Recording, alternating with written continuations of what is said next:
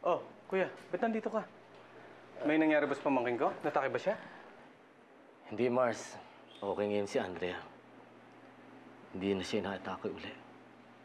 Hindi na siya dapat atakihin. Baka ikamatay niya na to. Remember, pangalawang beses na to, kung sakali. Yan ang kinatatakot ko, Mars. Huwag kang mag-alala, kuya. Paano naman ang follow-up ko sa files niya? Kung suswertehin tayo, tayo ang unang magkakaroon ng heart transplant once na dumating yung donor. Tungkol nga dito ang pagparito ko, Mars. May nakuha na akong donor para sa puso ng anak ko. Saan mo nakuha? Sa mga batang napulot namin. Kay Princess, siya ang gusto kong pagkunan natin ng puso para ilipat sa anak ko.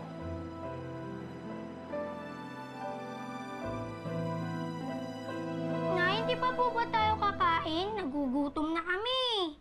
Hindi ako nakapagluto. Puntahan niyo ang Tito Inoy niyo. Sabihin niyo, nagugutom kayo, siya na magluto. Wala po si Tito Inoy, Nay. Umalis siya. Siya naman talagang lalaki, ano? Wala na nga silberes pa ng alis! Pumunta kay Aling Mercy. Mangutang kayo ng ulam doon, dali! Nay, nahiya ako mangutang. Bakit hindi na lang kayo pumunta dun? Anong ako? Kasi nga naglilinis ako dito sa bahay. Dahil darating na ang tatay mo, nakakahiya naman kung abutin niyan dumi-dumi ng bahay. Mangutang ka na! Ano? Opo, halika na ate. Nakakainis naman, mangungutang lang. Ako pa. Vanessa! Huwag mo ko sasagutin. Susungalingaling kita yan. Sige na! Alam ko lang na, nahihiya ka. Di sana hindi ko na pinagalitan to si Charming. Sana hindi ko na pinalayas. Paglinis pa dito sa bahay.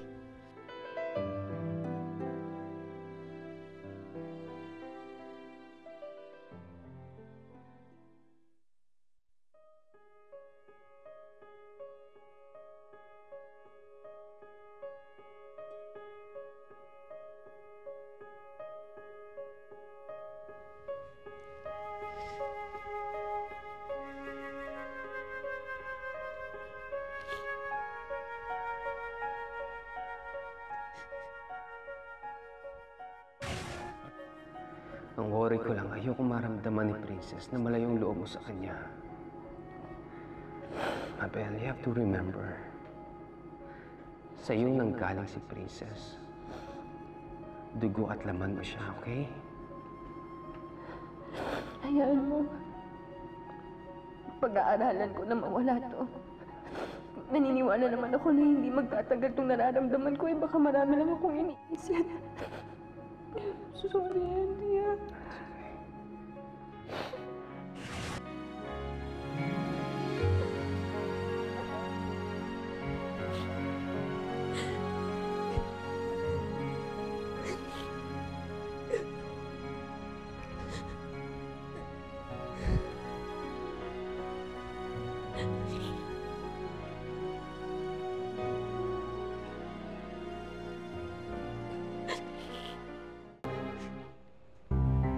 Bernadette, saan ka pupunta? Ate, sorry. Hindi ko alam na nandito ka. Kukuha lang sana ako ng picture ni Princess. Susunduin kasi ako ng kaibigan ko. Hanapin namin yung pamangkin niya, pati si Princess.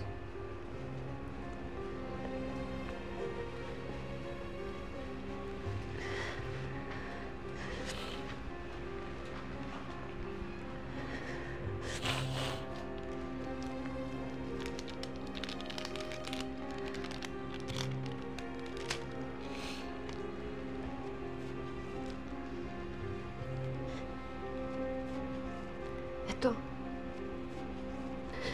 Kunin mo na. Ate, sorry talaga. Kung alam mo lang, konsensya ako na nawawala to. Ate! Ate, sorry na. Patawarin mo na ako. Hindi ko gustong mawala siya. Hindi ko akalain mawawala siya sa paningin ko. Malaki ang kasalanan mo sa akin, Bernadette.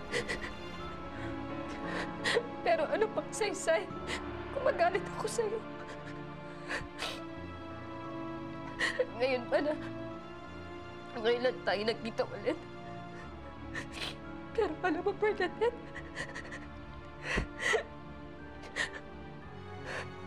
ang pinaghihinayangan ko lang talaga.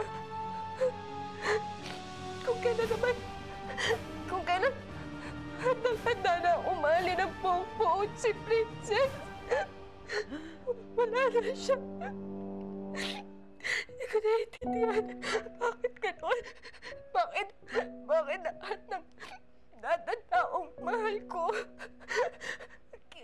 kinukuha nila, nawawala sa akin. Pati si Princess. Wala na si Princess. Wala na si Princess. Huwag ka mag-alala, ate. Kahit mahirapan pa ako, hanapin ko siya. Pangako yan sa'yo. Hanapin ko siya. Ibabalik ko sa'yo si Princess. Ibabalik ko siya sa'yo para magkasama na uli kayo. Pangako yan, ate.